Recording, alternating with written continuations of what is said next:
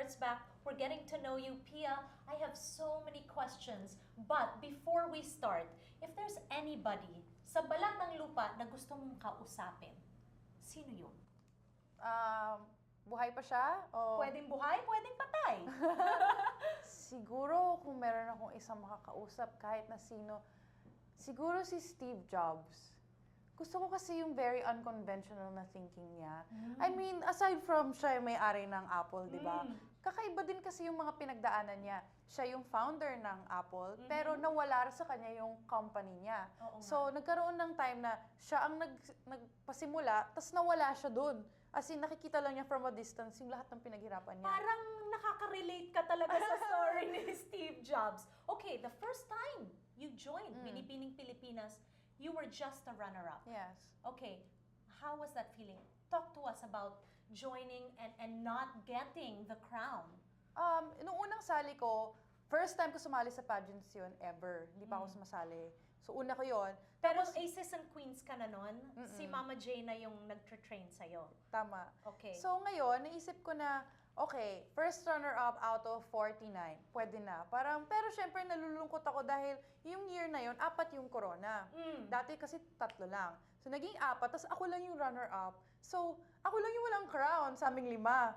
Naisip ko naman na, sige, gagawin ko na to. I'll be the best first runner-up. And kung ano man yung matututunan ko dito, magagamit ko naman kasi sasali naman ako ulit next year. So, alam mo na nung hindi ka nanalo, alam mo na that very moment na, ay, sasali babalik ako ulit. dito. Sabi ko, ay, babalik pa pala ako sa stage na to. Kala ko. Kasi iniisip ko talaga noon, gagawin ko yung best ko kasi hindi na ako babalik dito eh. Pero babalik pa pala ako 3 times pa. Okay, so the second time you joined Binibining Pilipinas, you didn't place at all. Yeah, oo. Yun ang medyo masakit. Kasi naging crowd favorite na ako. Ang daming expectation sa akin ng mga tao. Siyempre, yung mga kaibigan ko, mga trainer ko, they expected a lot. And because I was first runner-up, I had the experience already. But fortunately, it wasn't my time yet. So, nagpahinga muna ako. Although, after 1 week of that pageant, naisip ko na babalik na naman ako. So, alam mo na!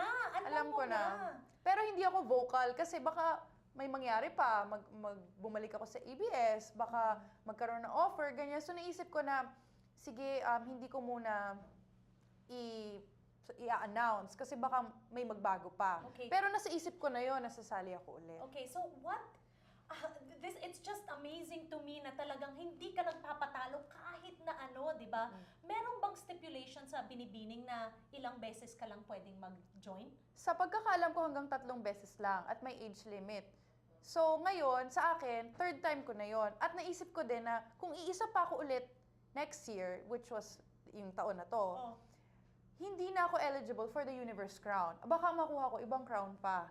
Okay. Baka pag sumali ako, I'm not competing to win Miss Universe Philippines. I'm competing for the other titles na kasi wala na ako doon sa age limit. But why Miss Universe?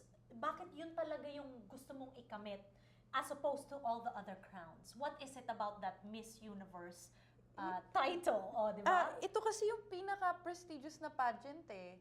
Ito yung pageant of all pageants. Ayan, so if you're going to aim, you aim for the Oo top. naman, bakit ka mag-i-aim ng iba, di ba? You aim for number 1 all the time. And naisip ko rin kasi na may binabagayang pageant yung personality ko, tsaka yung the way na makipag-usap ako at yung katawan ko, ganyan, yung worth ethic ko. So, sa tingin ko, naniniwala talaga ako na bagay ako sa Miss Universe kahit noon pa. Oh, yun, di ba? And of course, now, the whole world sees that you are Miss Universe. You know, a lot of people are talking about this. May controversy. Ay, hindi na namin pag-uusapan yan kasi if you want to see the interviews on PIA about the controversy with Steve Harvey or Miss Colombia or Miss Germany, you can go elsewhere. Here, positive vibes lang kami. We want to inspire you, di ba?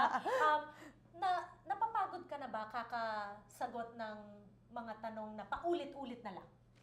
Hindi naman, kasi iba naman yung way ng pagkakatanong nila eh. So, merong setting na medyo seryoso, meron namang medyo light. So, depende sa pagkakatanong sa akin, nababago-bago ko rin yung sagot ko. I mean, pare-pareho lang naman yung sagot ko, hindi naman nagbabago yung isip ko on a day-to-day basis. But, the way I deliver my answers, nagbabago din. Ayan. Okay, so when we return here on Kababayan today, we want to know the event all the events that led up to the evening that you won. Kasi Okay. maraming aktibidades, di ba? When you went to Vegas to compete for Miss Universe, I saw there were so many press events, maraming mga nangyari. So pagbalik natin sa Kababayan today, Pia will talk us through all the things that went on that you didn't get to see. We want to know all the behind the scenes stuff, alright? Here lang yan sa Kababayan